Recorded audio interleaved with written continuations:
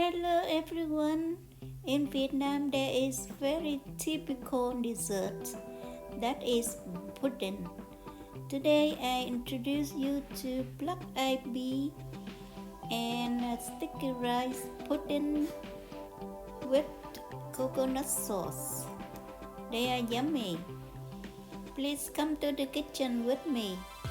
I will show you how. Welcome to SaigoncookTravel. I am Saigon Cook.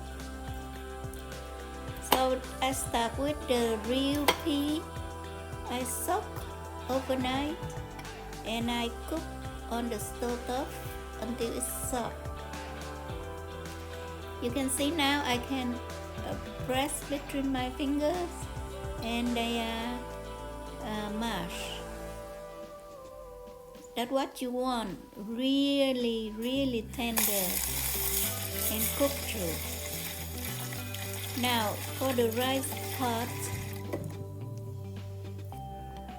first I rinse the rice under water so that the water run clear. The recipe, the measurement is on the screen. You can stop the machine to get them down.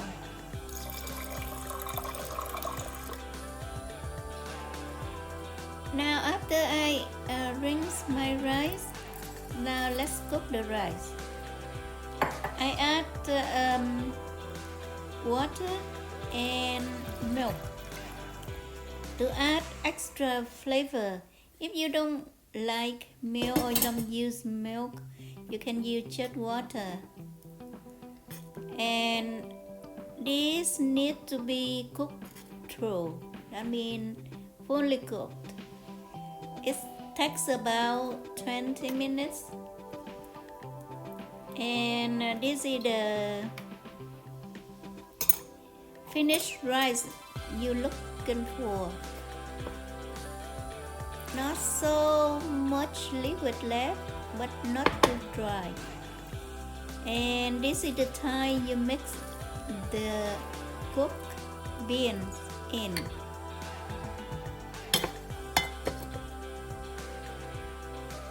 I let it go for like 5 minutes so that they mingle to each other, and I mix them all up.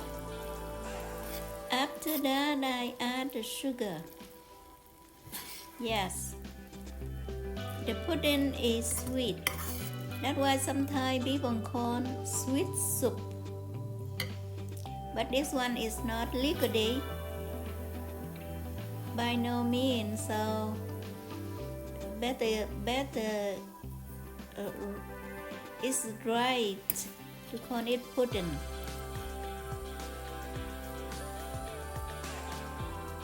Now when you add the sugar in, it will make the mixture shiny and a little smooth with a little liquid keep inside.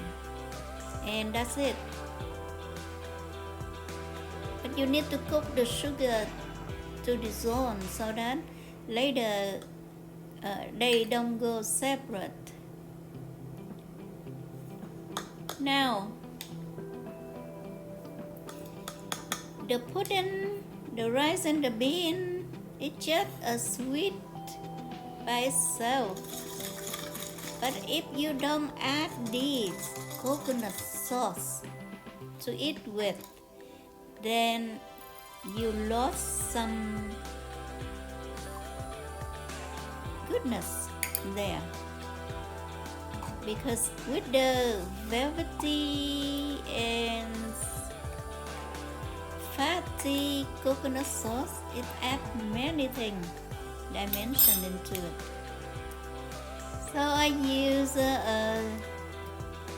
half of the canned coconuts and a cup of milk, and I add 2 tablespoons sugar and half a teaspoon salt.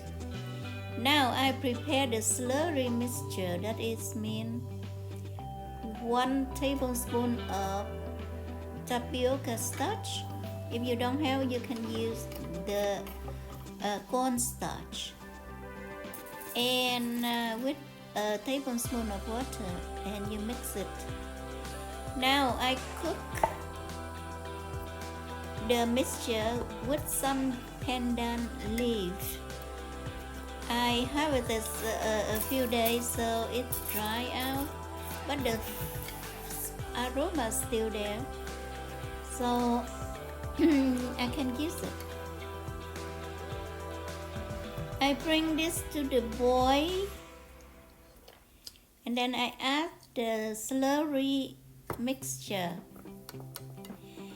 When you let your slurry mixture, the flour turn to sink into the bottom, so you mix it well before you add them. Once I add my slurry mixture, I swirl and mix my skillet so that everything mixed in and cooked through. Very important to be cooked through because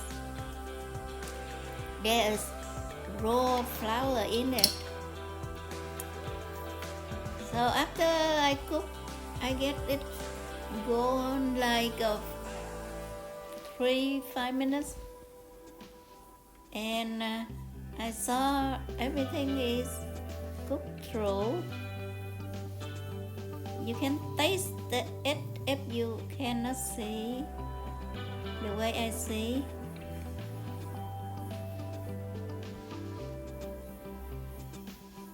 The result needs to be smooth, velvety, fatty, a little sweet, no smell of flour.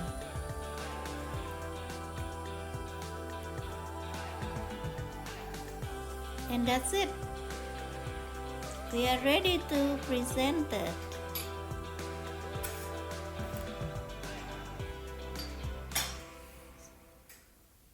I scoop my pudding onto my ramekin. I like these ramekins because they cute, and more than that, I don't want to eat too much sweet at the same time. A little go a long way. The purpose is to satisfy my crave, but not going overboard to get a lot of sugar into the body.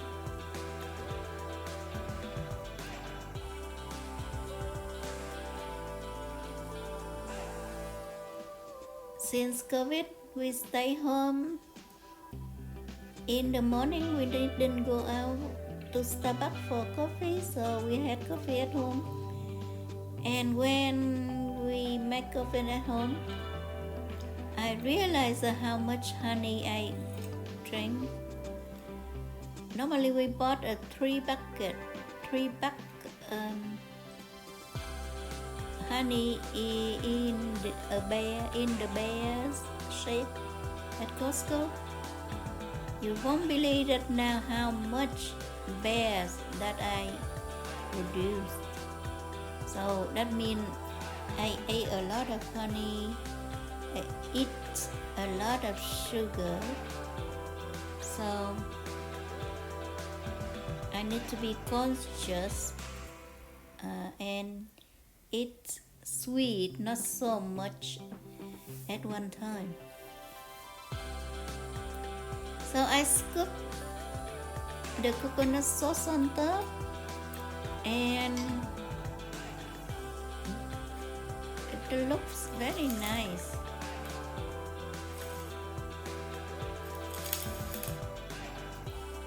You still can see the beans so through, the rice so through. Now the next thing that I add, some sesame seeds. This is yellow, that because they already toasted. And that's it. I'm ready to devour. I hope I inspire you to do this pudding for yourself. And please like, share, and subscribe to my channel. Bye bye.